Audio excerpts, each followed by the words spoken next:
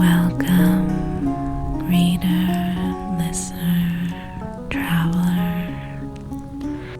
I have a little continuation of a story I did earlier in the week where a tiefling woman walks towards you at the tavern and asks if she can take a seat.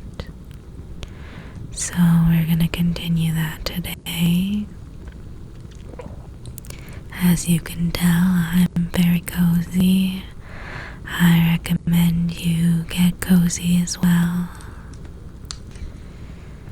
The rain grows louder outside, like the world is giving you privacy. She keeps her fingers wrapped around her mug, whether for warmth or just out of anxiety, it's hard to say, though she is a tiefling, so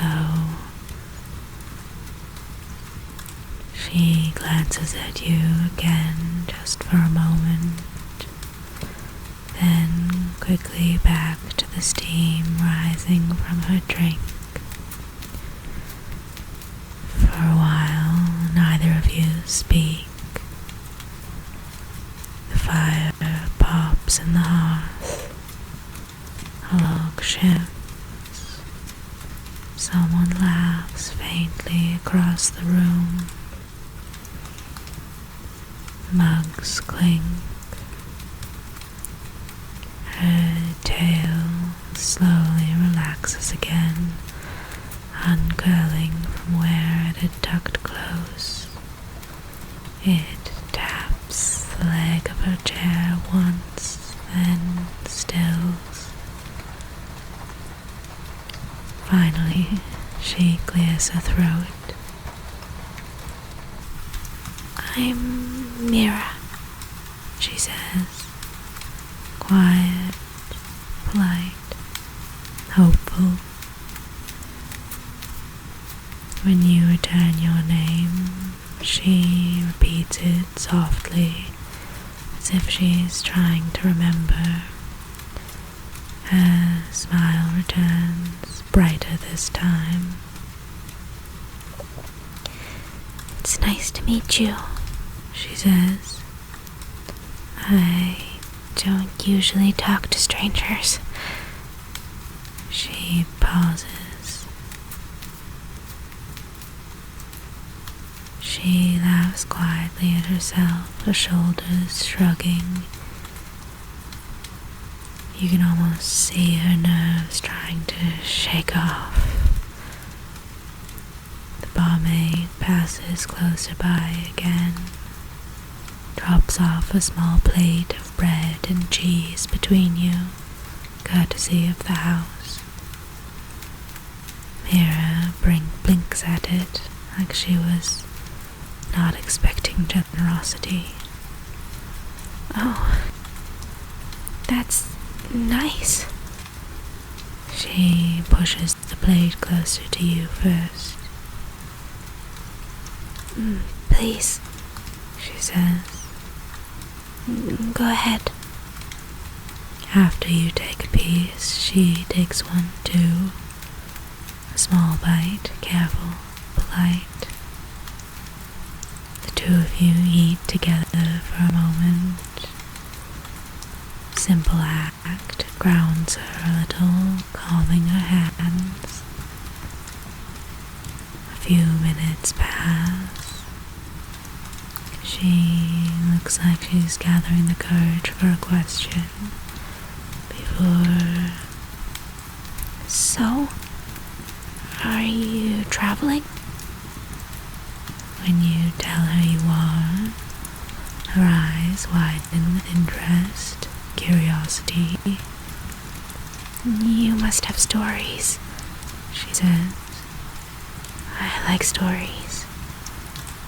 She shifts in her seat, slightly closer, close enough that you feel the warmth and sincerity of a person sharing their table with you. You tell her a small tale, an adventure you had dealing with a ruxer a few weeks back. She nods at the right moments, gasps at the others, smiles at the end. She's a good listener. I like the way you tell things, she says. Her cheeks darken again and her tail flicks. She takes another sip of tea, breathes out slowly. You ask her what she does, what trade she takes up. She says, I work nearby at an apothecary. I organize herbs and mix small tinctures. It's nothing impressive, but I like it. She looks at her hands. I like the quiet work. Quiet people, quiet places.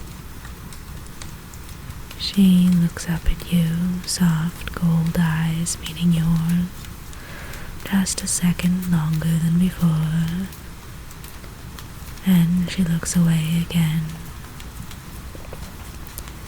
The rain comes down harder. The tavern empties further, chairs scraping as patrons leave. The barkeep wipes down the counter, and the world grows smaller, more private. Mira seems to notice too. She pulls her chair slightly closer to the table, like she wants to remain in this bubble a little longer. She asks you where you're headed, what you hope to do next. She doesn't interrogate, but listens. When you ask her about her dreams, she hesitates.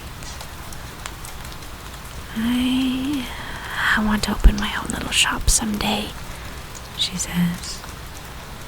Somewhere travelers can rest, get the potions they need, warm lights, soft chairs, herbal tea, charms to help people sleep. She smiles at the idea. A place where no one feels quite so alone. Her words hang in the air, quiet, honest. A long pause follows. You look at your tankard, almost empty, and consider if you should have another or head to bed soon. You don't really want to head to bed yet, not with this incredibly cute girl sitting right across from you. You look up and realize she's been staring at you. Her eyes flick away. Sorry, she says. You're just easy to talk to. Easy to look at. She bites her lip after saying it, waiting to see if she said too much. When you reassure her, she relaxes again. Her shoulders loosening.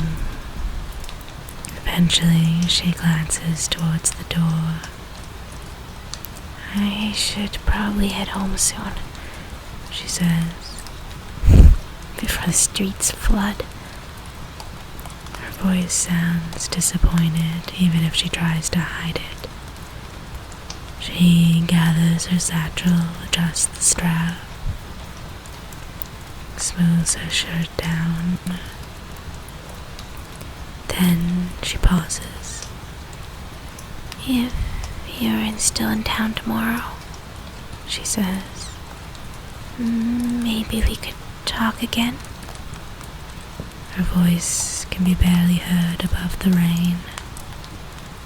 She does not look away this time, waiting for your answer.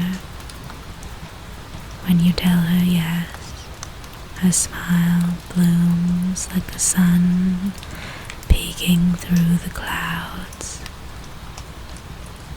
Okay, She says softly. I'd really like that. She stands, then remembers something. She reaches into her satchel and pulls out a tiny paper packet. Here, She says, placing it on the table.